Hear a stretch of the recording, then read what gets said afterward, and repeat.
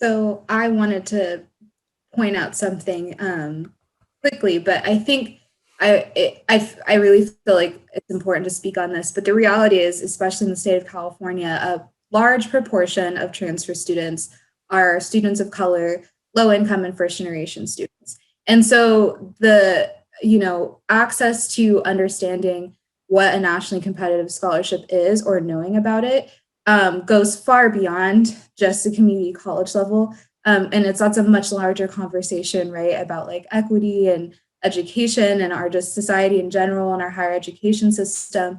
But there is a reality there too that our demographic of students struggles. We struggle with racism institution. We face all kinds of different structural barriers and challenges. And there are real barriers to even getting to the point of applying. And I want to recognize that because nationally competitive scholarships historically have not been that accessible, both at the university level, especially at community college. And going to university, I started meeting people who were like, oh, my grandpa's a Rhodes Scholar, or they knew about all of these scholarships, and so went in out of high school with this idea of I know the things that I need to do in order to get to this endpoint, and it wasn't seen as something. It was seen as something more natural. And that wasn't the case for my experience, coming from, a lower income background as a Black and Latina student. I really kind of felt like I struggled to find my place just in the university generally.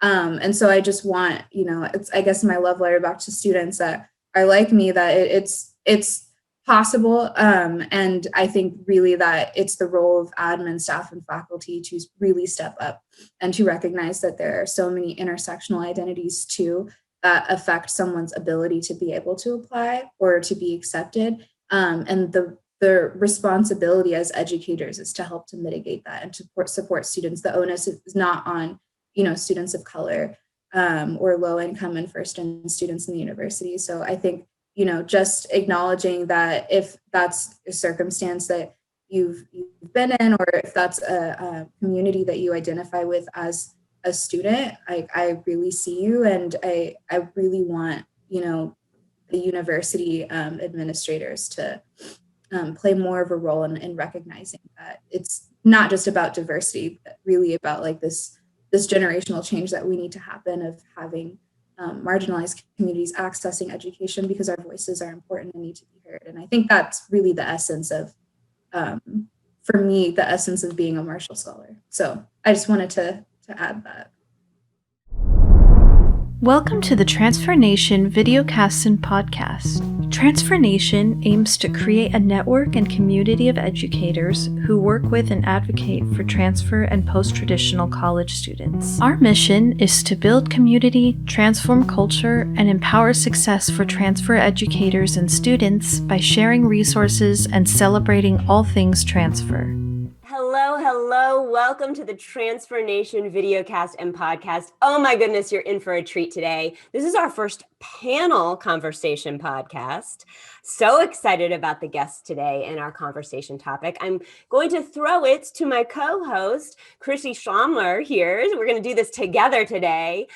So Chrissy, take it away. Yes, hello. We're joined by three amazing guests for a really special edition of the Transfer Nation podcast. Like Heather mentioned, we have a panel style, the first for our podcasts. But these guests are amazing. They're transfer students, they're non-traditional students, and they're recent recipients of the prestigious Marshall Scholarship. So today we're going to be talking all about receiving and looking for those types of nationally competitive scholarships for transfer students and how they can do that. But before we get into that, we'd love to start with some introductions. Why don't we start with Leah? Why don't you tell us a little bit about yourself? Hi, everyone. My name is Leah. I transferred from El Camino College in Southern California and also some of the Los Angeles community colleges here. Prior to that, I had worked in the tech industry, developing tech in the clinical research industry, and then transferred to UCLA, where I actually got to work with these two ladies who are hosting the panel. So it's such a joy for me to be with them again. And at UCLA, I majored in English and also studied digital humanities, which is my current grad program. under the Marshall, and also global studies. So being a transfer student is really tied into kind of the whole trajectory of getting here to the Marshall, and why I'm really excited to be a part of the conversation. Yes, and thank you so much for sharing, Leah. And so next we'll hand it to Nick. No, it's such a pleasure to see so many lovely faces and familiar faces. Yeah, actually, for those of you that are watching this on video, this behind me is actually the campus where it kind of all began back in Foothill College back in 2016. I'm from the Bay Area, grew up had a love for foreign languages, really fell in love with Spanish in high school, which through just curiosity kind of led me to a lot of intersection in Islamic Spain and Andalusia especially, and Islamic history, which then I took a year off after high school, really didn't know what I wanted to do, ended up through random series of events actually moving to Morocco, blind, and worked there with a development agency, the Hayat Foundation, and fell in love with Arabic language and the Middle East. And then after I came back to the States, I ended up going to college in the Midwest, a private liberal arts school that ended up after one semester really just not fitting out, not feeling right and feeling like I wanted to do something different. And financially was difficult to kind of see a path forward there. So I ended up coming back to Foothill and just fell in love there with anthropology, continued on studying languages, kind of thankfully getting some grants to go back to the region, study in the Middle East, come back, eventually transferred to UC Berkeley, where I studied anthropology and Arabic language. And after I graduated, I actually spent a year getting my translator certification in Arabic. I lived in Jordan on a board and scholarship for a year. And then now I'm currently working at USAID, the US Agency for International Development in Washington, DC, where I specialize in development and humanitarian affairs in the Middle East and North Africa. And I'll be going with the Marshall to the UK next year. I'll be split between two different universities studying development and Middle Eastern studies. And transfer is a big passion, and it's so great to be here with all of you. That is amazing, Nick. Seriously, you two are amazing, and we're so happy to next introduce Valencia and hear a little bit about her and her introduction. Hi, thank you so much for having me. My name is Valencia. I transferred from American River College, which is a local community college in the Sacramento area.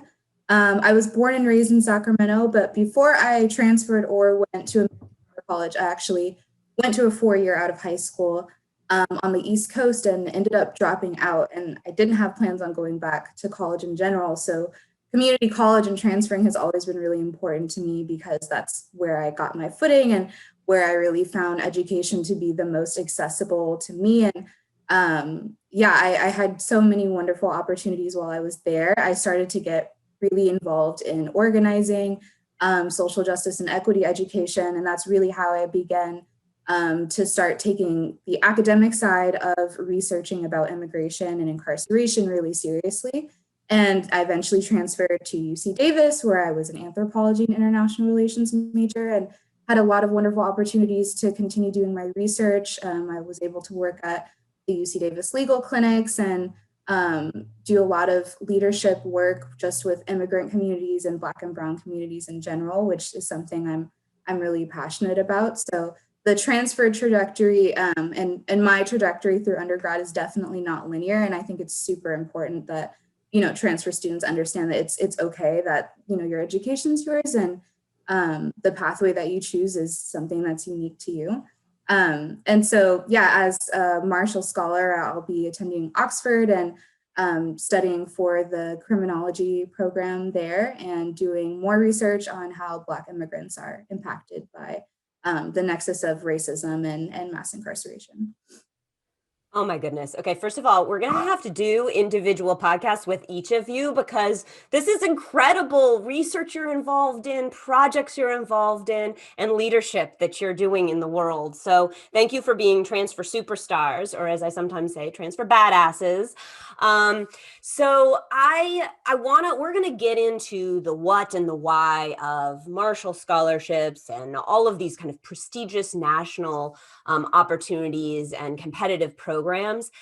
But I want to reflect and take a little bit of a step back and talk about why this conversation is important. Why are we talking about nationally competitive programs? We'll talk a little bit about what they are, but I really would love to hear from you all. And I think, Leah, you're going to start us off about why are we having this conversation? Yeah, I think part of the reason why we're having this conversation is because it hasn't been had before. as community college and transfer students, a lot of times big competitive scholarships don't have the infrastructure or the awareness to reach out to students like us. And on the flip side, as community college students, I know we were talking about this earlier, but it's just so easy to struggle just to get through community college, get through the transfer pathway, and then to do that and also see the profiles of students like us on the panel and try to compare yourself. It's overwhelming. I remember having to stop myself from Googling all these different competitors in the scholarship because I would see things on their resume and profiles and think, oh, I really don't look like that kind of student. This scholarship must not be for me then. And that's just not true. I think that the real benefit of having conversations like this is that we get to challenge some of the assumptions about what makes a good Marshall Scholar or Fulbright Scholar, any kind of scholar that's a part of these competitive scholarships, that as transfer students, we actually bring something that's beneficial to these programs.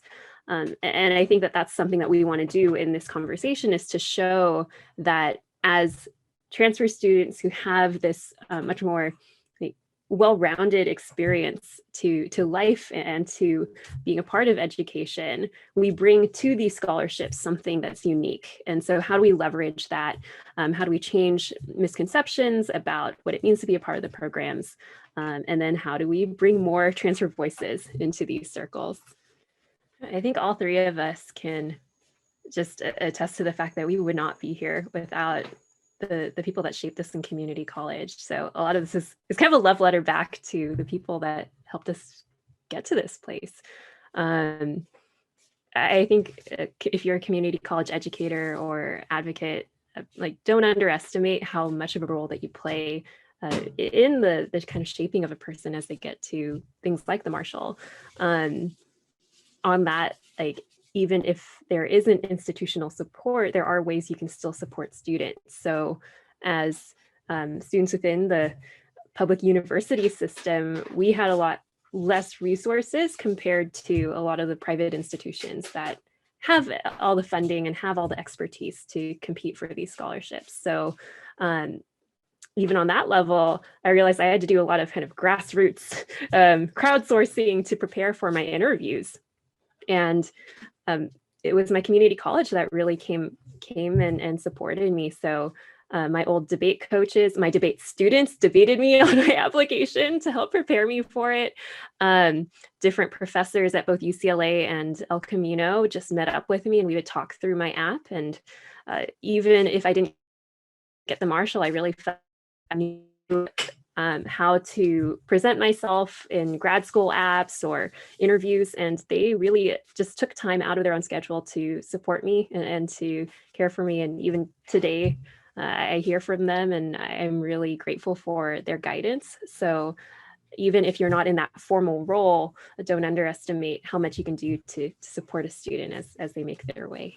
Perfect. Valencia, why don't you share with us, what are we talking about? What are these nationally competitive opportunities that we're talking about? And Leia, thank you. That was just so kind of well crafted and framed in terms of why we're having this conversation. Because I agree with you. I think sometimes we're just focused on transferring and getting from one school to another. We're not necessarily seeing all of these amazing opportunities, and staff may not be doing the best job in the whole wide world of making sure students have the knowledge that they need and the support that they need to apply to these programs. But what are these programs, Valencia? Yeah, so these programs include, there's so many different nationally competitive scholarships. There's Truman, there's Fulbright, Rhodes, Marshall, of course. And essentially what these scholarships offer are just a number of research opportunities, fellowship opportunities, and educational opportunities abroad and even domestically for students to really expand themselves academically and professionally. And I think the reason why it's so important to have this conversation nationally too, I think two reasons is, as a community college student, I didn't think it was something that I could do in community college. I think from my experience, there was so much of an emphasis on transferring or graduating. And I think the nature of it as well, you see so many people from diverse backgrounds, and everyone is just working. There's a really strong environment, I think, of the transfer student hustle, as I like to call it. And I did not, you think of these opportunities as accessible to me because I didn't know about them. And so once I transferred and got the resources at UC Davis, we have a whole prestigious scholarship coordinator who's really great about, managing all of the scholarship applications and reaching out to students. And so having that one person as a point person to convince me to apply and to tell me that I could qualify and that, I could be competitive was what made all the difference for me. I think as community college students, sometimes we're told that people might look down on your background a little bit because of the community college transferring, or that you should just only focus on the experience that you had at, the 4-year level. And I don't think that's true. I think as a transfer student, the important thing is to remember that you bring a really unique experience and just a breadth of life that not a lot of people have been able to experience in their education. So I think that's why this conversation is important, to let people know that it is accessible to them and it is something that they should be able to do if they want to and are competitive for. Hallelujah to all of that, Valencia. Seriously, like, one, I love transfer hustle, and that has to be a new hashtag. So, Yes. if you see that around, we're going to give you the assist on that and the credit because that's fantastic. And I think you're exactly right. I think that, and I'm really impressed in your institution that they have somebody who's focused on this and is really putting intentional energy into making sure students have the opportunity. How did the rest of you find out about these opportunities? Do your schools also have coordinators, or? Yeah, so I can hop in here. And again, sorry for the sound delays from before. Maybe before even hopping into that, I don't think we've really described what the Marshall Scholarship is yet. And so maybe this could actually be a good launching point of what the role of scholarship advisors at places like Berkeley or LA or UC Davis is, or any institution. So the Marshall Scholarship actually is founded in 1953 as a gift back to the American people for the Marshall Plan, which was part of the economic reconstruction in Europe after the end of World War II. It's one of the most selective graduate scholarships to pay for graduate school for Americans to go to the UK. Around 3 to 4% of applicants end up becoming final scholars. And so alongside Rhodes and then also Fulbright UK is one of the most selective scholarships for Americans to go overseas. And building from that, I think that the point that Valencia and Leah both drew is that community college students have always been underrepresented, despite the fact that we're more than 40% of all students in the US, and in the UC system, for example, between a third and a fourth of all students, depending on the UC or CSU, are themselves transfer students. And so when you see kind of a representative sample like that, where there's huge numbers of people and yet not many that end up getting selected for these kinds of programs, that tells us something, that there's something that needs to be improved and that there's some blind spot in the selection process of how we're able to get represented in these programs and empower students to pursue these opportunities. And so for me, at least, one of the key parts of this was also, like Valencia said, at UC Davis, was the Office of Scholarships at UC Berkeley, and specifically shout out to Alicia Hayes, you're fantastic. And I think that really it is about getting advising resources early enough. And I just gave that quick introduction to what the Marshall is because it pays for graduate school. Many people that come in thinking about what they want to do post BA don't really know how to navigate graduate school, look for funding for graduate school. What does that even mean? What does that look like? If you go to a school, many private liberal arts schools or private schools, you start hearing about these things early. You start hearing about this thing called a scholarship, this thing called graduate school, this thing called a Marshall or a Fulbright or a Truman or whatever early as a freshman or a sophomore. And so you start thinking about it cognitively. Way in advance. I learned about it because a professor pulled me aside one of my anthropology classes and was like, hey, Nick, have you thought about this? And that was how I learned about it. And then when I started looking for resources, it was the Office of Undergraduate Research and Scholarships that ended up providing essay reviews, help with coordinating letters of recommendation, timelines with how to go through with it. But it wasn't until one professor, kind of on a complete whim, reached out to me and said, hey, you can do this. But it was scaffolded within that institutional office, which I think was a huge resource. And any students that are listening to this definitely should reach out to if you're interested in opportunities like these. That's great, Yeah. Nick. And we're going to be rattling off names, and we've already rattled off a bunch of names. There's going to be links provided in the comment section on all the platforms that we'll put Transfer Nation podcast on. So if we sort of skim over something or we mention a name and you're not sure of it, do check out the links so that we'll make sure there's a lot of information in there. So that if you want to explore these opportunities on your own, you'll have the access to it. Leah, you're gonna say something. Yeah, I wanted to chime into just everything that Nick and Valencia have shared. So I think my experience was a bit more backwards than what they've explained, in that maybe they can share this sentiment, but I don't think any of us tried to be a Marshall Scholar. So you don't go into the process trying to create a resume that the Marshall Scholarship might like. And I think that's a misconception that a lot of people have, where you feel like you have to be this particular kind of scholar to be competitive in the scholarship process.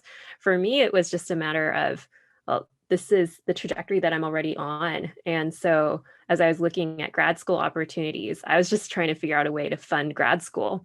And as I was talking to my mentor, he had been telling me about different institutions and ways to go after funding opportunities. And I remember thinking, I'm just going to write off this opportunity. But he was the one that said, I think you need to take a step back and see that there's a way to tell your story that can really be persuasive, and I will go to bat for you.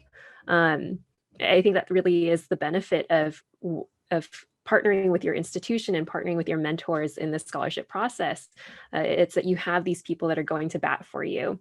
So once that conversation happened, that's when I talked to the Scholarship Resource Center, and Rebecca Bluestein there had helped me kind of think through how to leverage my application and my experience as a transfer in it. And I know Heather was a part of the recommendation process too. And that made a big difference when you have people that are willing to not only really advocate for you, but also help explain why your experience matters in this bigger sphere where people might not understand the transfer experience.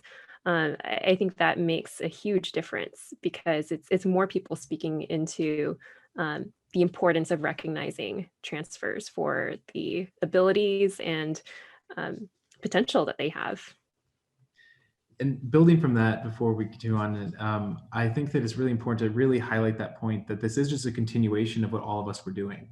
That it really was something that I know for myself, and like Leah just expressed as well, it does take a village to raise a child, and you don't kind of build towards something just to do that thing. I think that's really can also be a very toxic approach to kind of thinking about scholarships, thinking about graduate school. But if you start going into this with saying, I'm passionate about this thing, I really love this thing, I love working in this specific space, I want to make an impact on this specific space, you start trying to map the system by talking to these people, asking people's opinions. How do I pay for graduate school? How do I go and not have a ton of debt to go and get my graduate degree or get to the kind of degrees that I want to have an impact?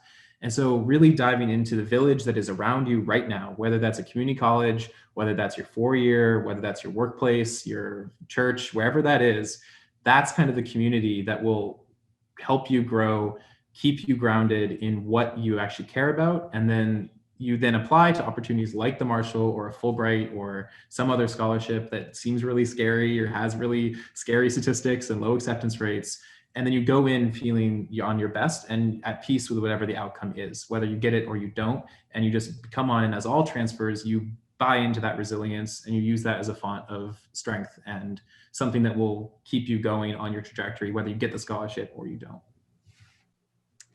I love what you're all saying about investing into the community around you, into mentorship, into faculty that will really invest you and help you in this process.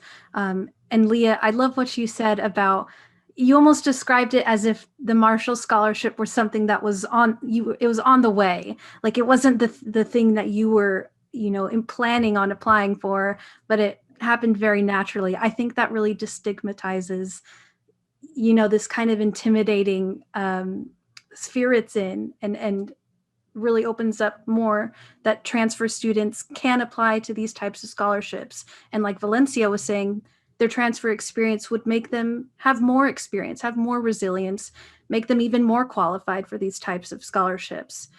So my question is, where should transfer students really be looking for these types of opportunities? What are different resources that would connect them to these types of opportunities? Where should they be going to really find them? And what types of opportunities do the three of you know about? You can talk about Marshall Scholarship, but maybe some other opportunities as well that are already out there. I would say specifically for UC students to really check in with your scholarship office, if you have one, financial aid as well, just looking on those sites. One thing that I started doing as a transfer student is I knew that, you have such a short period of time at the university anyways, and you have to really hit the ground running, literally. And it can be really intense. But one thing I started to do was, in my second year, I realized I was getting ready to graduate, and I'd been so focused kind of on just surviving and adjusting to school so that I could graduate that I hadn't really been able to like take the extra step to map out what it was going to look like after. And so I just started to kind of collect opportunities and do research. So just looking at, if someone announced a scholarship award or a winner, I would, click on the link and look at that. If there was, an email that was sent in the listserv, I would, save that in a file for later. Maybe I would check in on it. And I think just kind of building this repertoire of opportunities and sharing them with other people. My friends and I created spreadsheets. We would send emails to each other if we felt like, I thought of you, like this is something you would totally qualify for. And I think the best thing is learning to create this environment of support and advocacy for other students too. Because I think with nationally competitive scholarships, competitive is the keyword. And so people think that if I'm helping someone else or if I'm kind of like paying it forward, that there's less room for me. And that's not true. There's enough room at the table for everyone. And I think that the best thing that students can really do is just try and find a community of other students to connect with and share those resources. It's very, very possible for, everyone to, it's not possible for everyone to have the privilege of getting a nationally competitive scholarship realistically, but it is possible for students to connect and find all of these amazing opportunities to fund graduate studies or to study abroad. And, especially as students, sometimes admin, staff, faculty can be hard to find that support or even intimidating as a transfer student. So really, it's just that network that I found that was super helpful and just being very intentional about, curating like a list of things to look at. Incredible tips. I love those nuts and bolts tips like organization, utilizing your ecosystem, sharing information, advocating for each other, supporting one another, sharing information, all the things transfer students are incredible at. Google is your friend, as Nick says in the chat.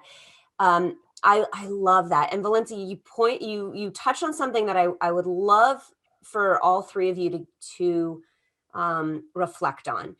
As a staff member, as a faculty member, as an advocate for transfer students, what advice do you have for us to really support you in this path, to help give the information, the confidence, the empowerment, the support, the letters of rec, whatever it is that you need to be competitive for these programs? What advice do you have for us in helping you learn about these competitive programs and feel comfortable applying for them?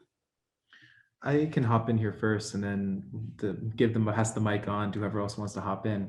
I think two of the things that's really important is to recognize that this is a pyramid.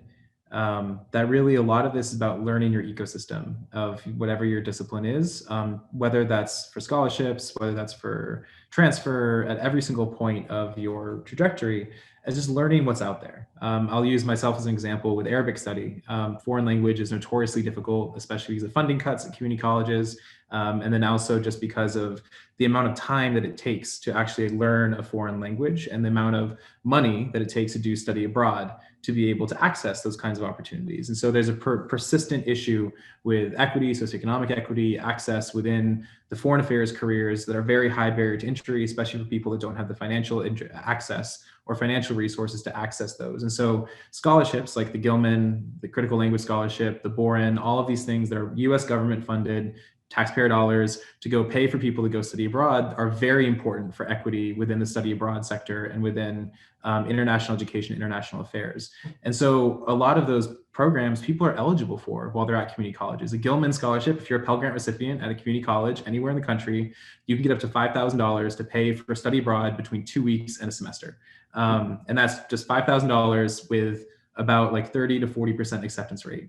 Once you do a study abroad program overseas, you suddenly learn about whole nexuses of opportunities, other scholarships, Borens, Fulbrights, whatever, that come down from just peer-to-peer mentoring.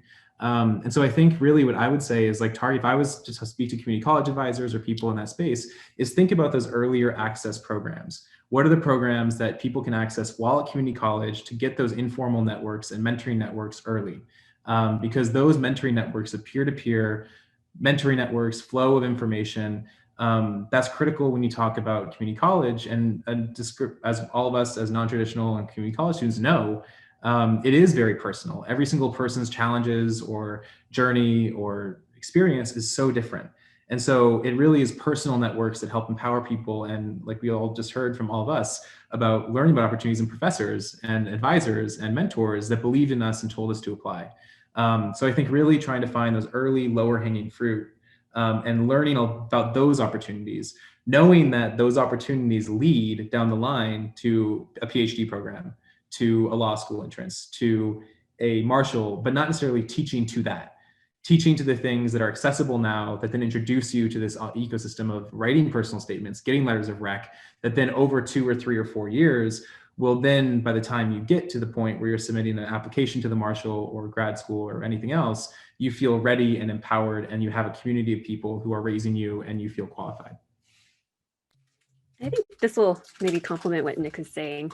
As a mentor or an educator, I think a challenging task is to figure out this balance of how do you empower a student so that way they're not afraid of going after opportunities like the Marshall, but at the same time, help them to see that a Marshall might not be a great fit. Like this might be controversial advice, but not everyone should be a Marshall Scholar just because it might not fit your experience and what you want to do.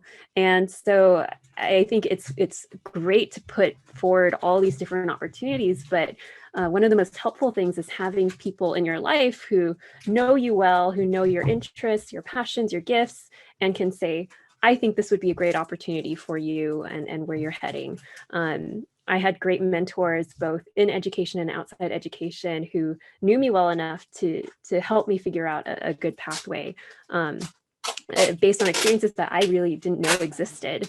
And so a lot of the role of the educator is also to think through how do I help the student feel ready to go after these opportunities and equipped with all the skills to go after these opportunities, but at the same time have the discernment to say, just because this opportunity is there doesn't mean it's for me, and that's totally okay. And at the same time, if there are opportunities out there that fit me well, you should go after them. So I think that's a really important role in the process of figuring out how to plug into the ecosystems that Nick has already mentioned.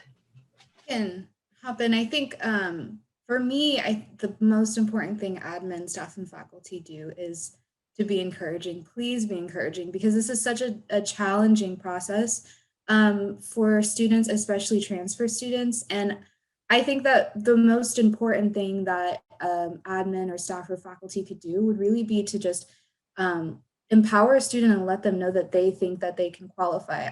I'll use myself as an example, but with the Marshall Scholarship, our scholarship coordinator, Scott Palmer at UC Davis, who's amazing, read my Gilman Scholarship application, which is an application for studying abroad. And I remember going into a meeting with him just to ask him some questions about logistics.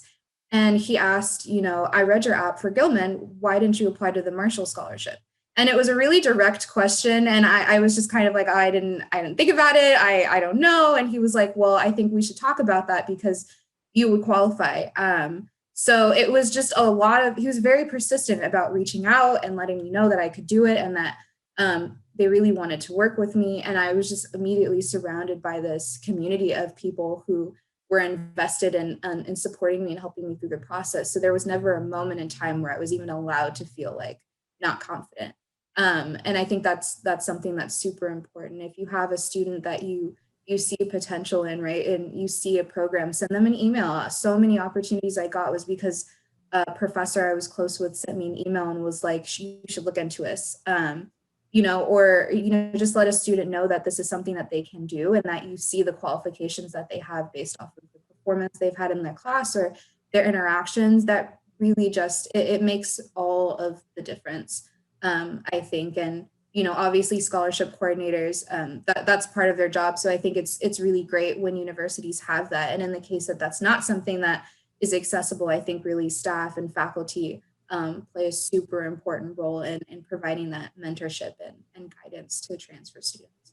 Well, I am grateful for each and every one of you. This is such a beautiful conversation, a continued conversation, I have a feeling, because this is not something that's just, you listen to one bit of advice about it. This is an ongoing conversation because we have a lot of work to do to help support our transferring community college students. But I could not be more excited to share this episode with the Transfer Nation community because I think it's just rich with incredible tips, incredible inspiration, a love letter to the community college experience, but also a testament to the three of you and your incredible skill set in the transfer journey. So thank you so much for sharing with us about this, this experience. We're going to make sure that we have lots of information and links for folks who are interested in all of the various aspects of the things we talked about. And I have a feeling all three of you, if you're up for it, might be coming back for a couple of other episodes because I think there's so much more to explore here. Quick thing too, I also wanted to add, I just thought of at the community college level, but I really think one important thing admin staff and faculty should remember is that community college is much more than about transferring or getting out. I think sometimes that's a little bit of the mentality of, you're in community college because you want to go to a 4-year or because you're trying to get, your associates. And that hustle environment is great, but also I think sometimes it's a drawback in that community college is just as enriching of an experience as going to a 4-year. Some of the most talented and gifted people I met, some of the best faculty I've ever had were at community college. And really at the end of the day, there's nothing less prestigious about it. It's just a matter of access that anyone from any walk of life, no matter how well you've done in school, no matter if you've struggled, can access classes, can access education. I think that's really the beauty of community college. And there's so much in that, and there's so much of an experience that's so unique, and that really only enhances anyone's application and anyone's experience. So don't let community college not be as enriching of an experience as you want your 4-year experience to be. It starts now, it starts today. So start looking at those opportunities, start connecting with people. Go, if you have like a university that's local to you, try and go to an event or connect with people there to see how you can get a feel for getting some of those resources, even if it's not something that's available at the community college. But I just wanted to point that out, that it's such an important experience and it's so unique, and it really only makes, I think, me as a Marshall Scholar feel like I'm even more prepared for this experience.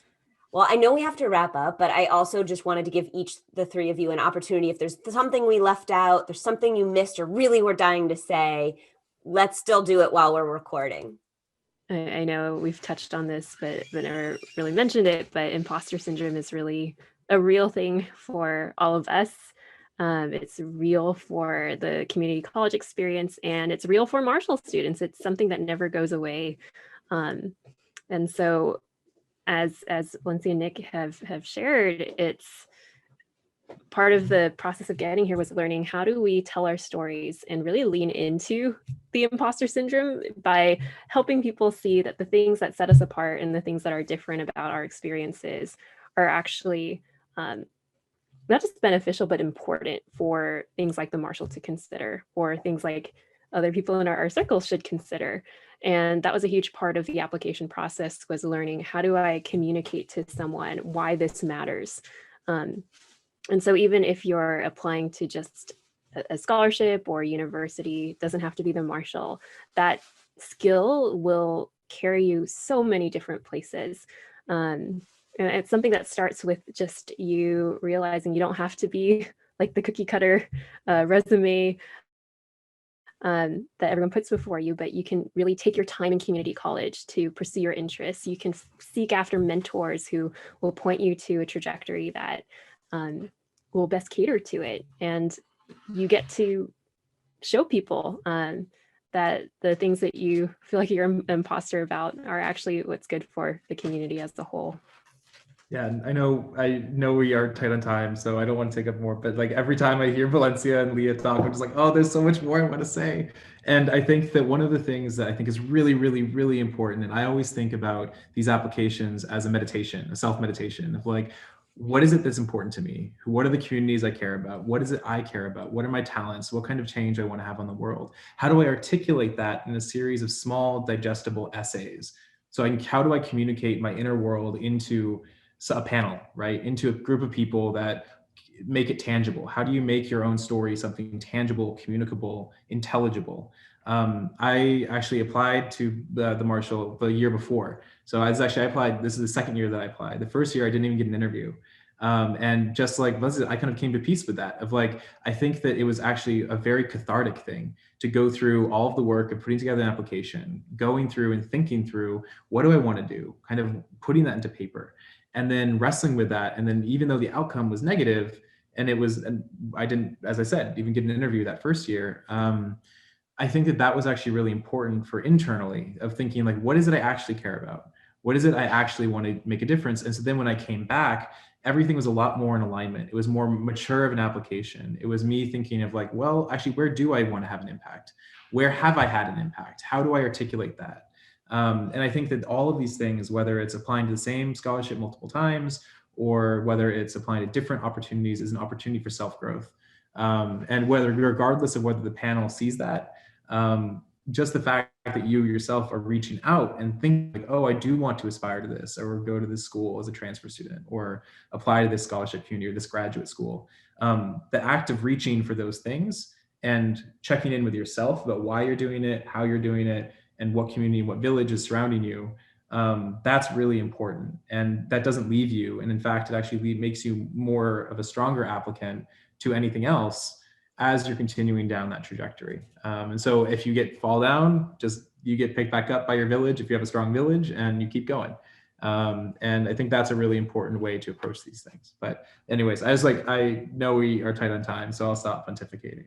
Yeah, I just want to, my last closing remark, but I just want to acknowledge what Leah said, because imposter syndrome, I mean, we could do a whole podcast series on that alone, but that's a reality, and I think for students, especially students of color, your application is important because you are. Like, there's no one else that's writing it other than you. And the most important advice that I ever got from the scholarship coordinator at Davis actually was, it's not about the outcome, it's about the process. So changing the mentality even of applying, I think a lot of times, especially as students of color, we're made to feel like, we're not going to cut it, we don't have the qualifications, any kind of like sense of inferiority that we feel, even if, like, especially if it's untrue, it's still reinforced by society tenfold, and it's really hard sometimes to combat that. It gets tiring. And so for me, just learning to shift the mentality of like, this isn't about me applying to get a scholarship. It's about me understanding an experience of articulating like what in my life is important to me, and what is the impact that I want to have in the world, and how do I want to change things. And when you write from that place of honesty and of passion and of just this true, like, it should just be about you. It's not about like having the perfect resume or having the perfect background or experience. I truly believe that I got the Marshall Scholarship because I really was invested in articulating that my Black immigrant community is one of the most important things to me. And I want our voices to be heard in the academy. I want us to be incorporated in scholastic conversations about immigration justice and Black liberation. And that's what I said. And so really the whole process for the scholarship, or when you're applying to anything, should be less about like, I want this outcome, and more about how am I figuring out my passions through this project? How am I figuring out what it is that I want to do and who I want to be? And I grew so much from the Marshall Scholarship alone. Even if it was something I didn't get, I knew I was walking away with just so much like more information and insight about myself and about what I really wanted out of just my life outside of academia too. And I think that's something really important to remember when you're looking. So you're important. There's no one else that's going to apply that's like you other than you. And so you should really go for it.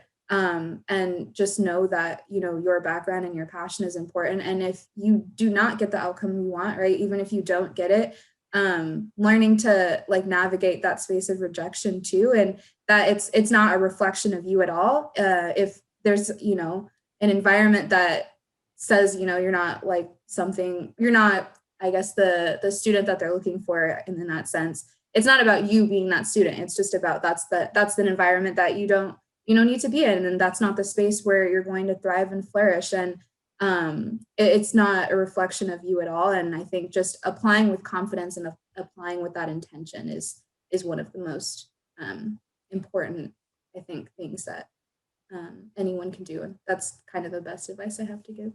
I'm thrilled that we came full circle, because I feel like Valencia just brought it home with the reason why this is important, why we're having this conversation, the moral imperative of transfer, the racial imperative of transfer and community college, and just the vitalness of supporting the community college transfer community. So I just thank all three of you so much for your time and your energy in this engaging conversation. That's it. Thank you so much. I really, this has been such an incredible way to spend a Sunday afternoon. Like I couldn't have thought of a better conversation to be having. Thank you so much for listening. To continue the transfer conversation, be sure to join the Transfer Nation Facebook group at tinyurl.com/wearetransfernation. You can also follow us on Instagram at wearetransfernation and on Twitter at transferpride. Subscribe to our YouTube channel at tinyurl.com/tnationtube. If you have ideas for future episodes of the Transfer Nation videocast and podcast, please email us at wearetransfernation@gmail.com. We can't wait to continue celebrating all things transfer with you. And as always, in Transfer Pride.